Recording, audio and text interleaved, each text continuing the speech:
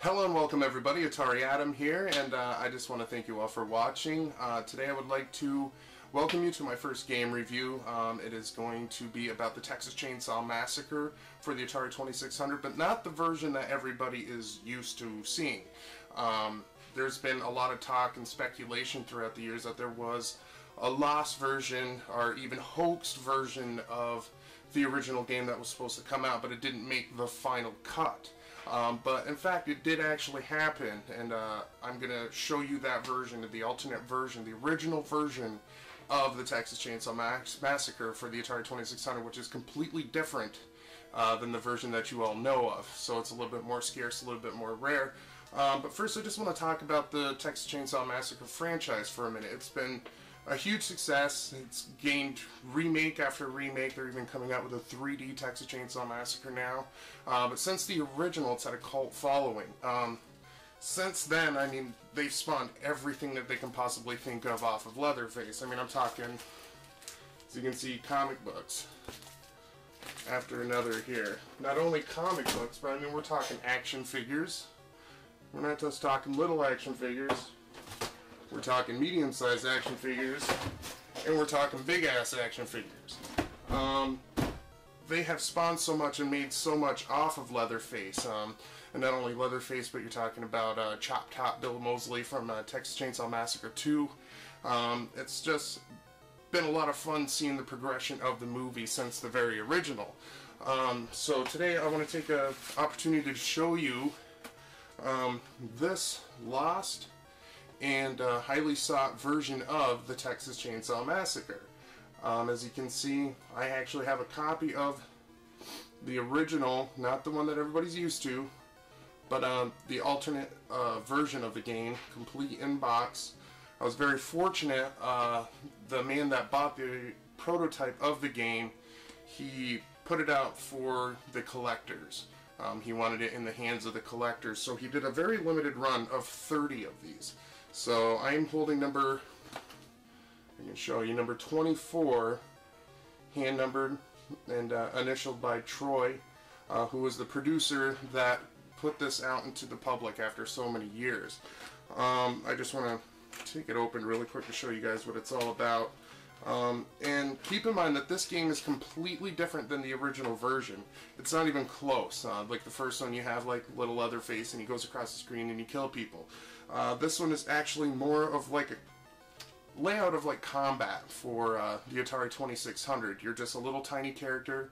You run around with a chainsaw and kill the other character. But there's a couple catches in this one. The character that you're trying to kill can pick up a gun and start shooting back to kill you.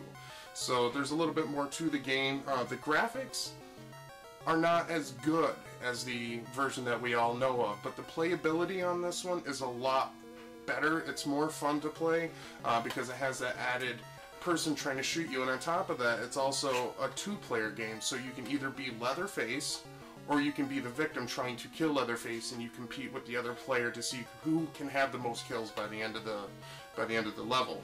But there's the box. I just want to show you, and here is the cart.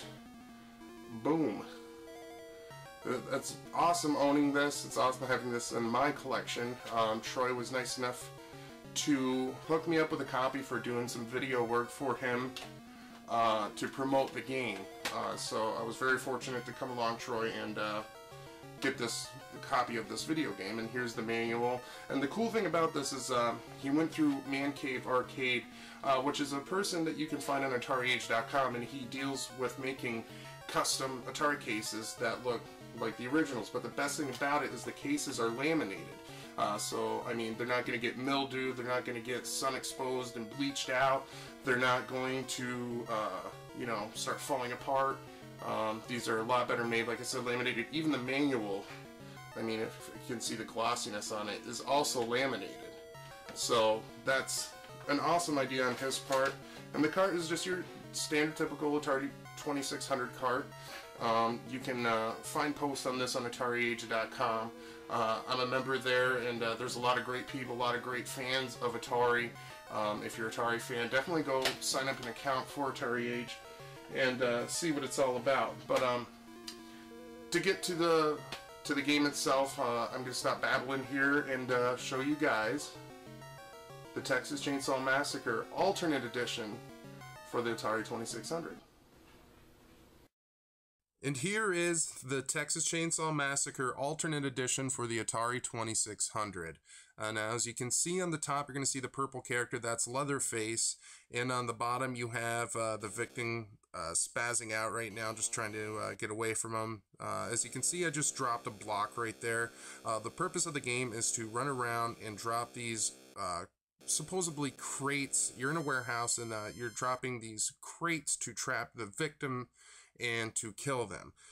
So, I mean, it's a lot more challenging than the original version, or not the original, to say this is the original version, but the version that made the final cut.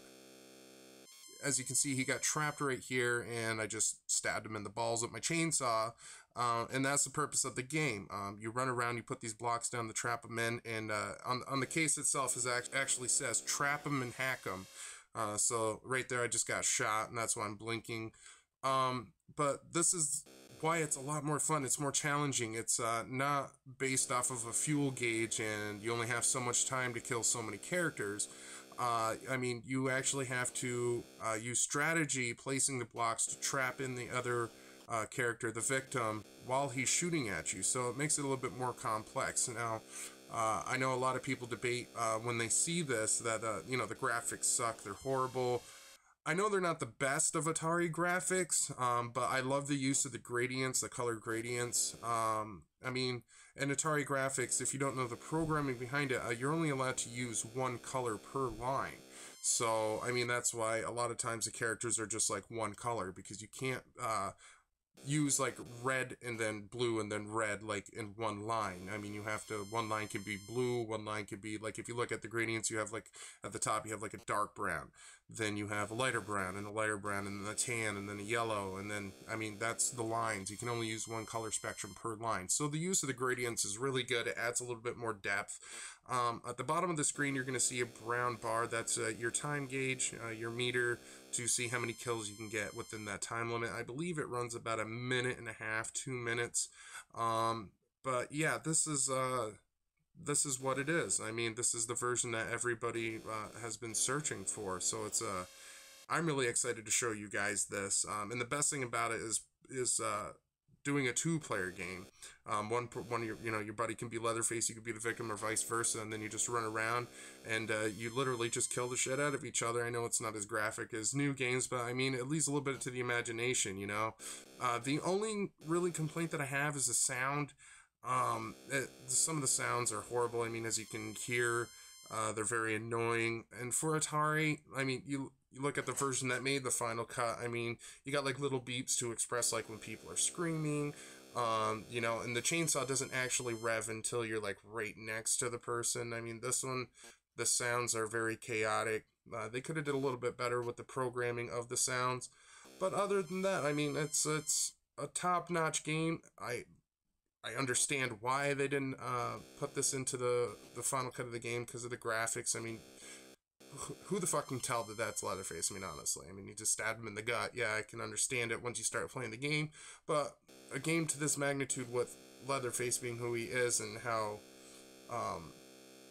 big the movie was, I mean, people wanted, I'm sure, something that resembled Leatherface when it came to the video game, and so did Wizard.